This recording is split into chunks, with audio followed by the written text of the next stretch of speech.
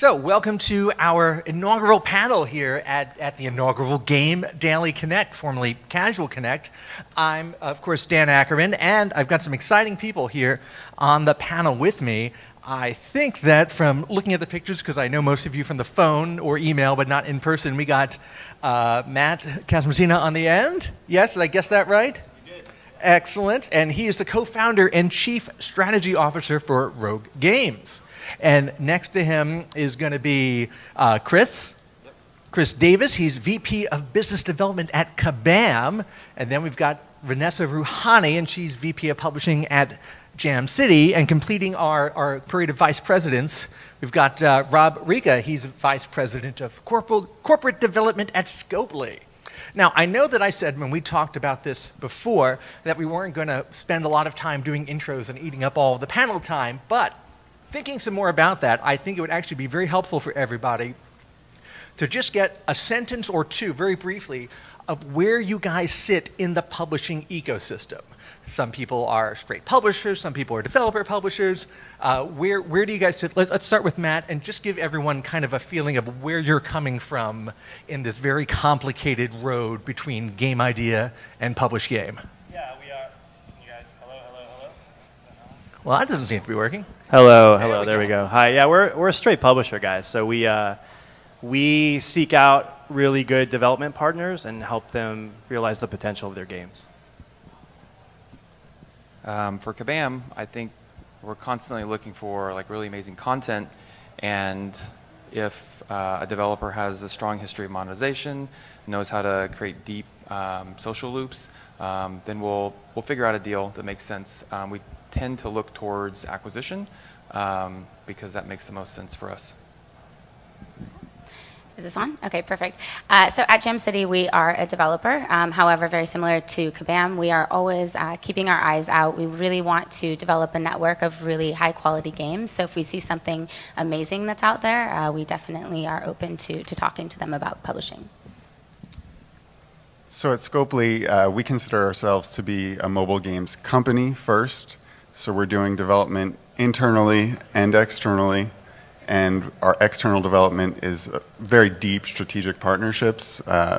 We basically have content strategies that we go to layer on our technology platform and publishing infrastructure and go out and partner with great developers around the world to build big games. Cool. So I feel like we have a really good wide range of companies represented here that do straight publishing, more on the development side, a mixture. And that's a great way for us to start by thinking about, and something I've been thinking about covering this space and related spaces as a reporter over the last several years, is what is changing right now over the last 1 to 2 years for publishers, especially indie publishers? Is consolidation a huge issue right now? What are the big things that have seismically changed in the last, let's say, 2 years? And I want to start with Matt because you come from a editorial background like I do, and maybe you think about some of these things in the same way. Yeah, it's interesting. So my background, for folks who don't know, I was way back in IGN, way back in the day, and then at Apple for many years. And the landscape has really changed over the last even 5 years. It's been, when I first started at Apple, we merchandised premium games, and there really wasn't a market for freemium at the time. And now what you're seeing, I think, is freemium is obviously blown up, but I think what you're seeing is that developers are becoming very savvy around freemium, where there wasn't always that intelligence behind it. And what I mean is there's a lot of modeling going on. There's some really smart people working on data science. They're trying to understand user behavior. And that, I think, is what's separating really successful games from just other games that are hitting the market right now. We're seeing a lot of really good games that sometimes don't have the back-end science behind them, and at least that's what we're trying to do at Rogue, is to bring that to the table. That's fascinating because publishing has certainly become very data-driven. How much more data-driven versus, let's say, a game developer's sort of auteur theory idea of a game is the focus on now, and has that changed over the last, let's say, 2, 3, 4 years? And good for anybody, yeah. Yeah. Jump in. So I actually interact with the data scientists pretty frequently, which is definitely a big change. It's something that's always been in the DNA of Kabam, but over the course of my career, I've never just been sort of surrounded by data scientists. And it's interesting to see how they interact with the different teams, whether it be the product team or the user acquisition team. I'm really just trying to make sure that the games that we're creating are catering to the people that are going into them, and then also that the folks that we're acquiring are the best customers and that they're making through the funnel and having an amazing experience. Do you find that developers are also very data aware now, or is that largely on the shoulders of publishers and people on the more business end? I can't really speak for smaller developers, but I know that all of the teams at Kabam are constantly vying for time from the data scientists. How about you, Vanessa? As somebody more on the development side, where do you guys fall on this? Yeah, I think we are a super, super data-driven company. And so we definitely are constantly looking at how our players are behaving and looking at the numbers, but we are also looking at our players' needs and motivations. And so consumer insights is a really, really large part of what we do, and we want to make sure that ultimately we're building games that not only are going to monetize, but also that are really great, delightful experiences that are going to serve a purpose in our players' lives. So that's a really big focus for us. It's always kind of a blend of those two. Where does the needle fall if there's an argument between the data and somebody saying, but this is going to be more fun from a sort of a designer-creator theory? Is there still room for that? Is there still some wiggle room, or is it just entirely numbers-driven? I think there's definitely still some, there's some wiggle room there. I think ultimately at the end of the day, we want to create a fun experience. And so we're going to let that really drive our decisions. But we want to make sure that we have the data to back it up. And we're not just looking at kind of a short snippet of time, but we want to see what the long-term effect is. Because maybe there's a short-term gain, but the long-term benefit isn't there. So we want to be kind of balancing those. Now, Rob, how do you feel about that? Is it fun first backed up by data, or is the equation backwards? So I think at Scopely, the way we think about it is we're creating directed by consumer experiences. So you hear direct to consumer all the time, but at Scopely we kind of flip that a bit and we say we're letting the consumers direct the behavior, right? We're creating this content. The content's freely available to everyone, and then we let you go and personalize that content. And we use our technology platform to help you customize your in-game experience. And so then we're getting, tons of data every day, ingesting billions of events across our platform, across our games, and we're able to take that and say, okay, this is really working in a game right now, and so consumers seem to like that and must be having fun with that. So it's kind of the data backing up, like the game developers, we're letting them focus on creating that fun, creating the great gameplay experiences, and then analyzing all the data about it and helping them inform their decisions on a daily, hourly basis as to what's working, what's not working in the game. Now, you talked briefly, Matt, about freemium and free-to-play models. Is that still the only way to really build a game at scale? That seems like it was falling out of favor briefly, but that didn't actually happen. Not really. I think freemium is still, it's going to be a major part of the industry for many, many years to come. I think there is now more room for other games to coexist. We're seeing some plays from the platforms which look really exciting. And I still think, you asked about, does data drive everything? I think for me, at least, for a lot of folks at Rogue, the answer is no. We first and foremost look for a really cool game and we're willing to and we have the luxury, I think, of being able to kind of fight for those little games too. Because our margins are obviously going to be different from some other studios, from these awesome companies beside me that are doing very well. So yeah, to answer your question though directly, I think freemium is going to be a major player for many years to come. I think it will evolve. I think it will get smarter. I think there will be also various versions of it that may be more acceptable to the player. And if you looked at freemium from, let's say, 5 years ago, where it just felt like you were being nickel and dimed on everything, nothing felt good. You had that icky feeling when you spent, and a lot of people were, many studios, many companies were counting on that high-spend customer, that high-value customer, which is commonly called a whale, to sustain their business. And I think we've developed ways as an industry now to have a freemium product that feels pretty good. And there's always going to be people who are opposed to just the idea of freemium, but if you give it a chance and some of these games are doing it very well and it feels very, very good, and you don't feel like you're being cheated when you play. Actually, you feel very rewarded. And so I think that's where this is going to go. You're going to see really good design behind freemium. You're starting to see it already. And I think that will just continue to evolve. Yeah, I mean, I know I'm seeing it in things like the Elder Scrolls game that you couldn't even imagine even a couple of years ago that has a heavy freemium element to it, but you don't feel bullied by it. And you get a very good, really unmobile-like experience, frankly. Now, free-to-play is still, your comments made you think free-to-play is still primary on mobile, definitely. Do you see it moving more into other platforms? Because I think a lot of the future talk is going to be about platforms beyond just phones. I know I was shocked when I saw how many free-to-play games there were, let's say, on the Nintendo Switch. They have a whole section. I was like, oh, that's it. That's not something I expected. Yeah, I think you're going to see that bleed over. It's been happening for years, and some of the biggest games on the platforms are now essentially freemium, free to play, whatever you want to call it. And I think it's going to go both ways. And I keep bringing up, this is kind of an evolving industry, and there is some consolidation happening.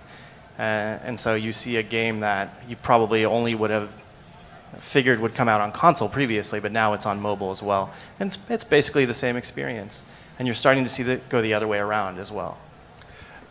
Now, most of you guys work primarily in the mobile space, and actually that's a good mic move because as Kris and everybody else, what other platforms are interesting and have a lot of growth potential now besides the traditional mobile platform? I see a lot of interesting things and potentially some growth in other devices and other platforms. What's interesting to you? Or is it just phones? For us, it just depends on where the audience is, and I think it also depends on what the objectives are and of the company, as well as the target audience. So some audiences are more willing to accept like a free-to-play model. Other folks want a pure premium experience. So the type of monetization that we go for really it depends on, like, for us, what we're good at. So in our DNA is free-to-play. We're also our expertise is really on mobile. We do look at other platforms. We do have a game on Switch, and we're always evaluating additional emerging platforms like Stadia and the Apple Arcade. But there needs to be the audience there because our objectives are maybe different than a smaller dev. Now, you hit on something that I think is very interesting. It's something I definitely wanted to talk about, which is the rise of almost mobile-related platforms like Stadia, like Apple Arcade. It feels like a lot of the Apple Arcade games are mobile-first games that will also be playable on your laptop, on your Apple TV. Who here sees this as a big growth opportunity, and maybe who sees it as an idea with a lot of names and a lot of money and muscle behind it, but nobody knows where the audience is or if there's even going to be any buy-in? Does anyone have a strong opinion about Apple Arcade? And I feel like you do.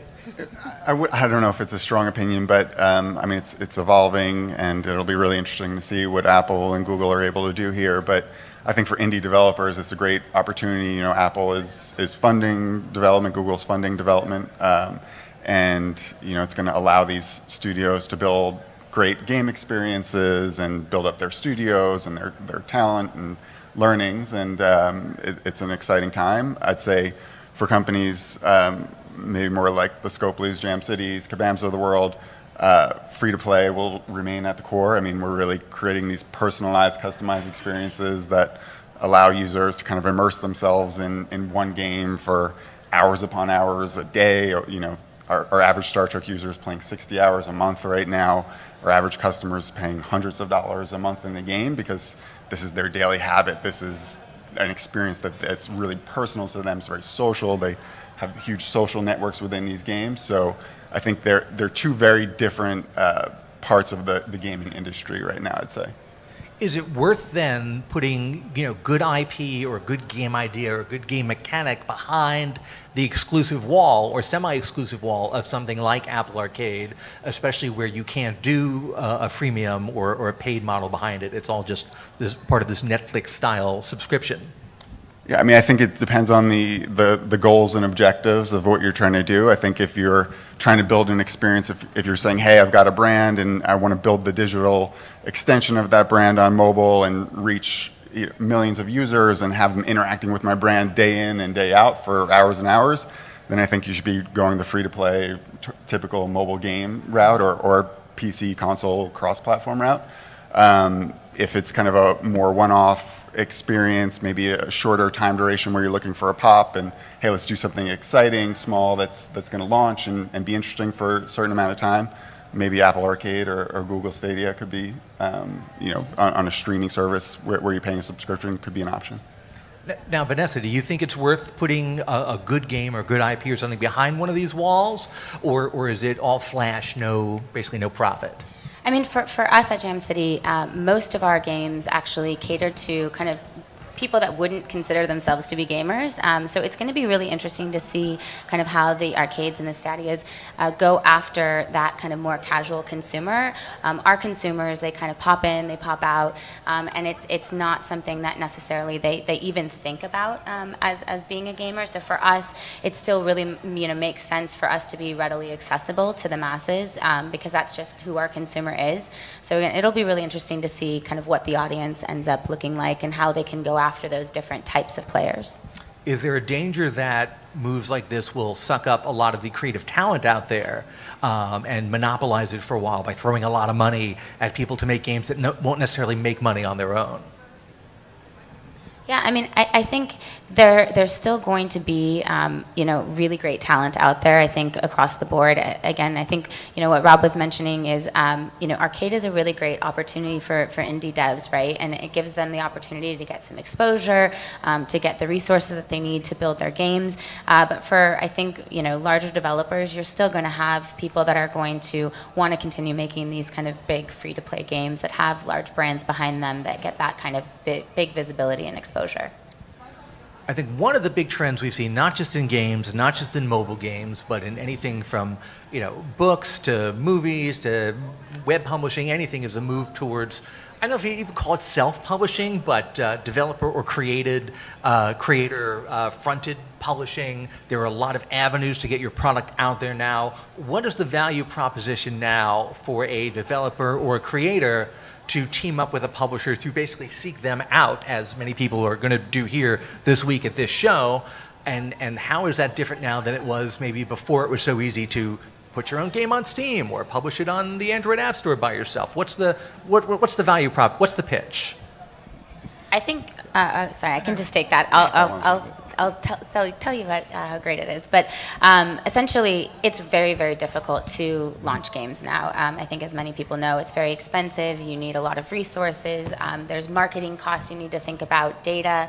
And so I think that one of the real benefits of partnering up with a publisher is it lets you kind of focus on the fun. If you know you're really great at making a good game, stick with that and let kind of the publisher take on some of the less glamorous stuff, but the stuff that's really, really essential to getting out there in the market.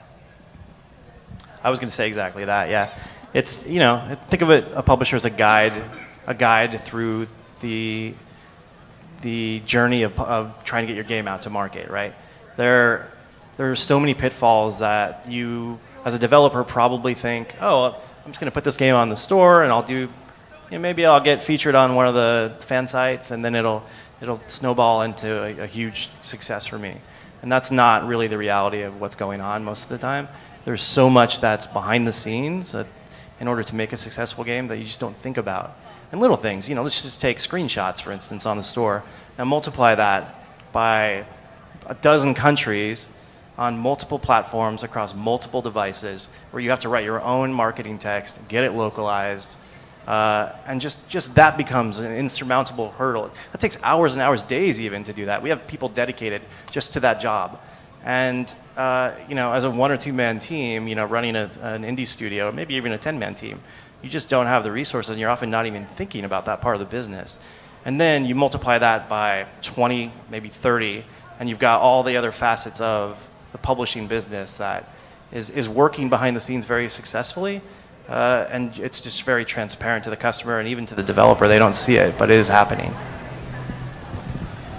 I just wanted to tell a little story about a studio that we just acquired called Riposte up in Montreal. So we had this game called Shop Titans, which is this really fun game that has to do with like questing and crafting and selling things in a shop. Our San Francisco office, where we do a lot of the publishing focused things like business development, user acquisition, and ad creative.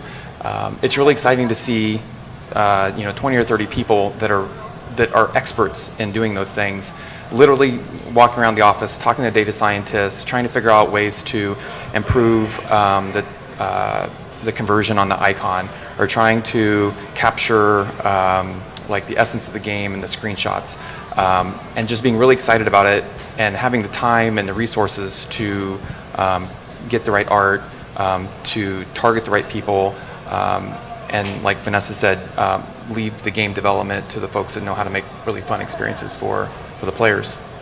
Yeah, I think there's so many games that are launching on the App Store each day, and so App Store optimization is a huge part of discovery, and I think it's often the area that people kind of ignore. They just think they launch it and it's going to bubble up to the top, and that's really not the case. So I think really making sure that you have a strong presence when you are in the store and that people can find you when they're searching for you is super, super important, and something that, again, it's one of those things you don't think about, but it's a really large focus. It's something that goes on behind the scenes. Now that's really interesting because I think discovery is a huge problem, not just in games, but also on Netflix, in movies, in books, in anything. And marketing, of course, is such a key part of that, and one of the big strengths that a publisher brings. What do you have to do in terms of marketing now to stand out? Because I feel like everyone is running roughly the same playbook. And when you do that, you get everybody jammed up near the top, and it's still hard to stand out. Does anyone have any great marketing insights to share? Yeah, I mean, I think at Scopely, we've spent the past 8 years building out our technology platform. A big piece of that is our user acquisition and marketing platform, but we've also developed operating processes on top of that over the past 8 years and publishing capabilities. So we've got, a team that's being run with 8 years of knowledge of, hey, how can we get these games into market at the kind of lowest cost per install possible, and have the biggest impact, get the right users into our games. And so a lot of that is building out this technology of, hey, we've got programmatic campaigns running day in and day out. Our user acquisition teams, for each game, we probably have 10, 12 different strategies going at one time in terms of the types of users we're trying to acquire, the different methods that we're trying to acquire them. We've been doing television advertising recently with a game like Star Trek. When you start seeing certain metrics, KPIs within the game, then you're able to extend, hey, I don't need to just do the typical kind of mobile Facebook, Google type advertising. We can go into this other kind of brand marketing with television and other strategies. I think also a big thing for us is building out our creative team. So we've got dozens of people that are working on creatives on the different looks and feels for each of our marketing campaigns day in, day out, and always testing, always iterating. Hey, what's winning one day and the strategy that's winning one day, the next day we're trying to take it out and let's try and do something that's even better and more effective. I remember for a long time Facebook was considered the only real directed advertising platform that gave a good ROI. Is that still the case? Are there other places now that people should be looking? I think TV may be ambitious for a lot of people, but I think it's awesome to see mobile games ads on there. Where does everyone else go besides just Facebook? And how much of it is editorially driven, getting websites to write about your games, and does that drive customers? Because I've certainly heard from people in other related industries that editorial coverage is great, but doesn't necessarily drive purchase. That's going to go to me, huh? Okay. Yeah, I mean, no, I think editorial is I was an editor, so I really value what editorial does. I think the organics that you get off featuring on the platform, say Google or Apple, those should not be discounted. That's a it's a really big number of people who will see your game and you haven't spent anything for that. And so I think that's still, even in this day and age where I hear a lot of cynicism around platform featuring, people will say, well, yeah, it did a certain amount for our business, but it didn't make or break those numbers. That might be true when you're at a certain level, but I still think the organics that you get out of that, they're invaluable. It's a really great starting point. We like to have a sort of 360 approach to everything. So yeah, we're going to be on Facebook, of course, but we also do these little things that might seem insignificant, but there is strategy behind it. For instance, we're very involved in the community. We'll post on all the message forums that we know gamers are reading, but not just gamers. We know that folks in the industry lurk on these as well, and so it's by design that we're in those forums so that the industry folks we want to see our games are going to see them. And so we do little campaigns like that, and I feel like it does go a long way, more than you probably might think. And I'm going to let someone else use some oxygen. So. On our Marvel Contest of Champions game, which is a pretty big game, obviously with a really great brand, a lot of the things that we do in the press, presence at New York Comic Con, being present on the community, like it drives both engagement and I think it also drives additional acquisition on the organic side. And I think it's tougher for smaller games. It requires more resources because people don't know what the brand is. But I think it can be effective. It just depends on the execution, the timing, a lot of different factors. Yeah, I think it's really important to think about where your audience is sitting, because it's the same for us with some of our licensed games. Like, we really want to go after that active audience. So with Potter, we're very, very closely partnered with WB, with the licensor, and getting exposure kind of to that active and captive audience is super, super important for us with the game. And once you go through all this trouble getting the audience, acquiring the audience, number one, how do you keep them? Or number two, do we still have the issue of what we used to call the Farmville Problem, where you could be the most popular game in the universe one day and then just completely forgotten the next day, and then you have to come up with something entirely new? How big an issue is it? What's the lifespan of one of these games now? Yeah, so I think at Scopely what we've seen is the lifespan is continuous. So our Dice with Buddies, Yahtzee with Buddies franchise is now on its 7th year. It's actually hitting peak revenue levels right now as we speak in 2019. So these games, when you make them very social and you make this a daily habit, like our average Dice with Buddies, Yahtzee with Buddies player is playing 88 rolls per day. So this is truly a daily habit for these people. And they're going in there, they're playing with their friends, they're playing with their family, with their mother who lives across the country, or playing with friends that they've built over these games over the past 2-3 years that they've been playing.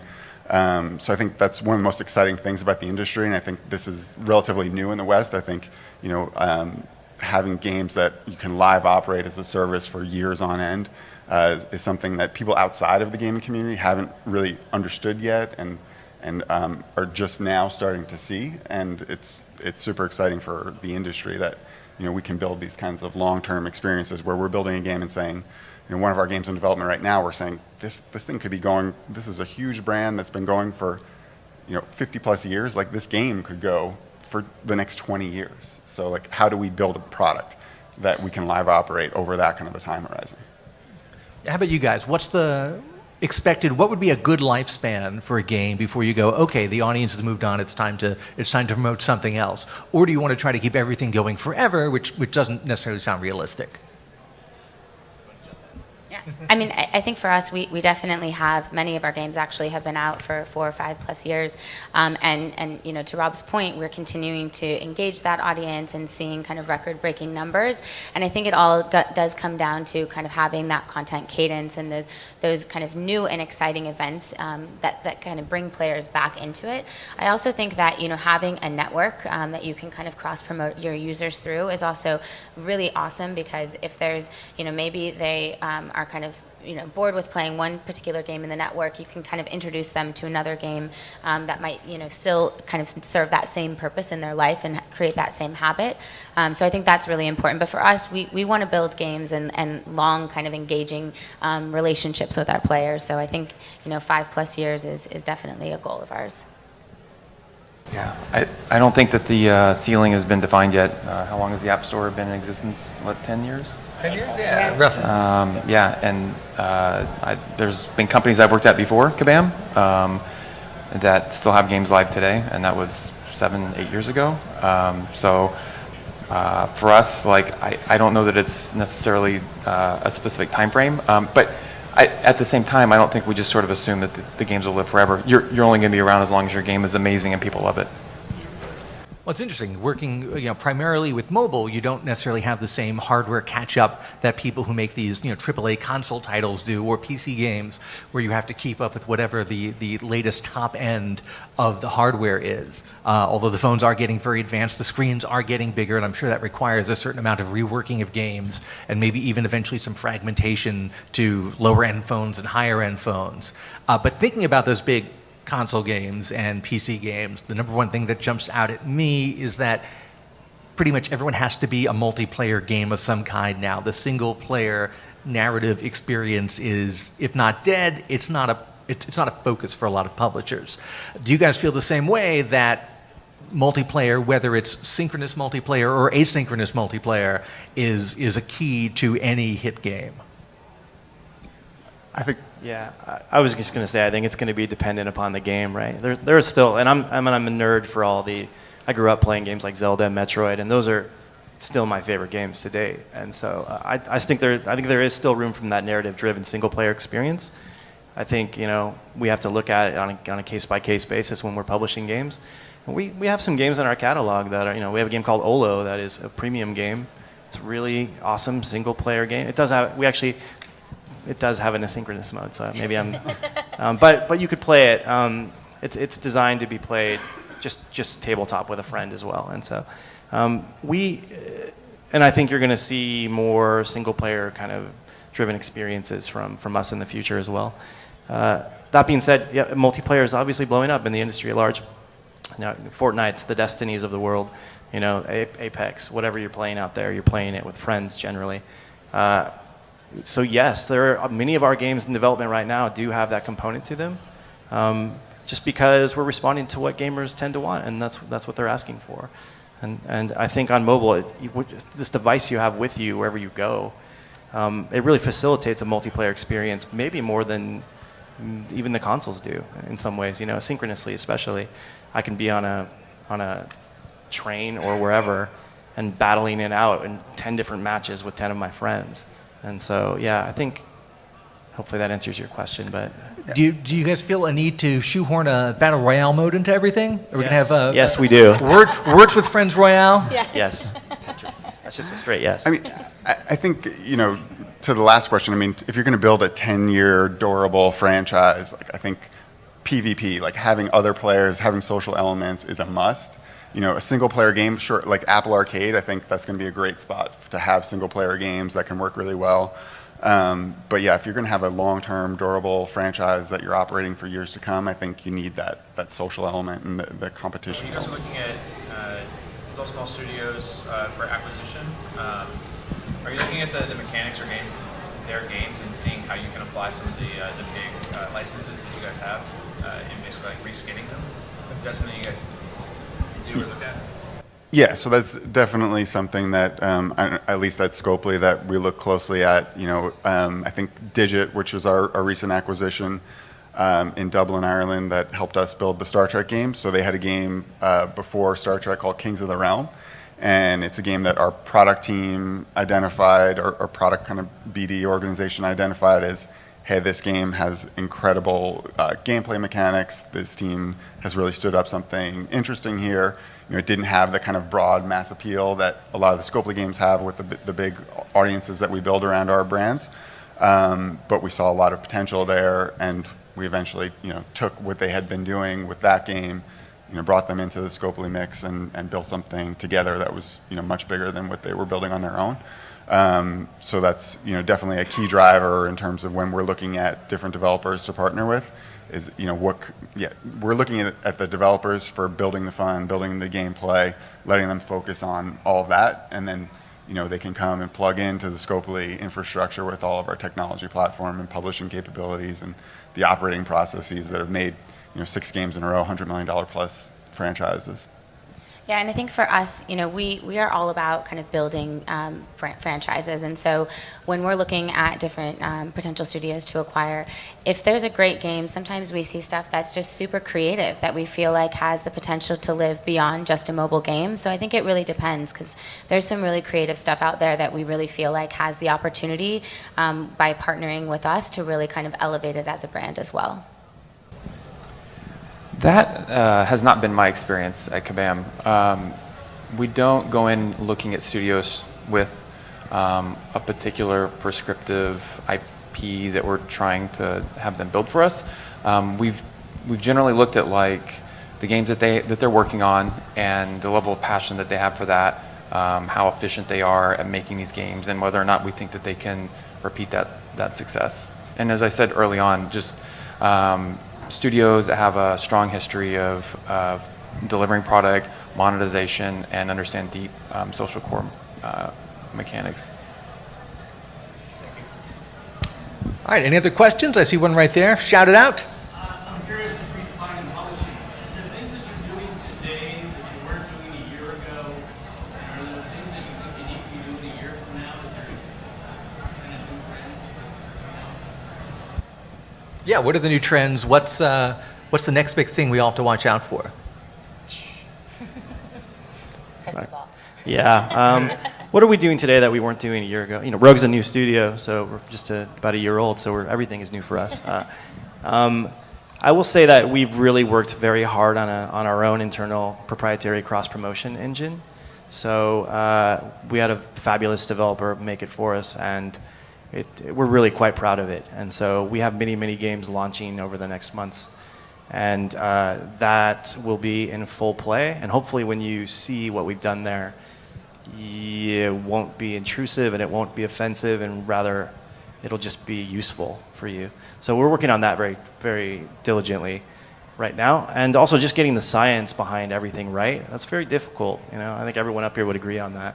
There are big teams at these companies that are working on that problem, and a smaller but very focused team at Rogue working on that as well. And there's a lot that goes into it from people a lot smarter than me who are doing this kind of work, and I'm sort of blown away with some of the A/B tests they've come up with, and with some of the data learnings they've already figured out that you just wouldn't. Again, I don't know who's a developer in the room here, but I don't think that's a focus for a lot of developers. But it's very, very, very important, and if you want to have a successful game in today's market. Speaking of planning ahead, what about 5G? Are you guys putting any thought into that and how that might change the mobile game experience and developing with that in mind? I would say mostly from a research and data perspective. I think it's going to take a long time before the technology evolves in a way that it's massively available that we can then incorporate into the games. But of course, we're always thinking about that in a very sort of conceptual way, though. Yeah, I would say I was going to kind of touch on that in the answer to the audience question. I think a year ago, we weren't thinking as much about kind of cross-platform. I think in everything we're building from here on out, it's always kind of is there a cross-platform element to what we're building here, or is this truly a mobile-first, mobile-only product? And I think 5G will play into that pretty heavily, where I think Scopely, we're going to have certain games that these are really the mechanics of the game. This is a mobile-first, maybe mobile-only product, but then we're going to have other games some of our RPG and MMO strategy games where it's clear hey, our users are actually asking for it already. They want to see this on PC. They want to see this on console. And so I think our mindset's definitely changed over the past year in terms of, hey, let's really dig in, and everything we're building from here on out be thinking about what our strategy is for 5G or cross-platform. Does the strategy move eventually to server-side or cloud-served games for every platform and every use case? I think we've talked a lot over the last couple of years about essentially hardware boxes, less phones, but home hardware boxes essentially disappearing and just becoming apps built into your TV. Is that a reasonable prediction? I can jump on. Yeah.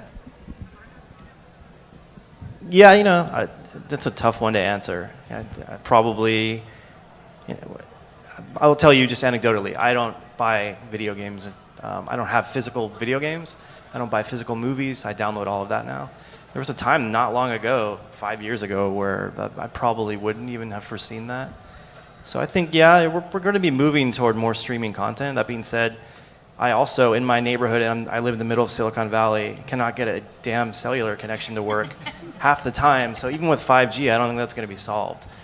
Do I want to be in a situation where I'm on the road and I've got my favorite game and I can't boot it because it needs to contact a server somewhere and I can't get a connection? I think you're going to have some resistance to that. I do think you're going to see a lot more coming from the cloud. It just makes sense, especially if we live in an environment where ownership isn't something less tangible. You just connect and you have it. Yeah. I will say, as a game consumer and New York subway rider, the 70% of the games on my phone that won't even start because they can't do an initial ping because I'm in the subway is a very frustrating experience. So, as publishers, please take this feedback to heart. Most of our games are available offline, which is for that very reason. It's actually, it's a big pain point that I have on a plane. It's like that's the time where I'm sitting there for 5 hours. Like, please let me do something. So I think that's something that, especially when you're looking at a global audience, obviously in mature markets where they're going to have access to that 5G, there's some really cool, exciting things that we can do. But gaming is a global entertainment source. So we need to make sure that we're thinking about the global audience, and there are still users on the other parts of the world that are just now coming online. So I think it's really important when you're trying to scale and you want to reach that kind of critical mass, you have to think about users that are not on those high-speed networks. Cool. I think I have time for maybe one or two more questions. Go for it. Just so everybody heard, you asked, what are we looking for when we're looking for new games? What are our priorities?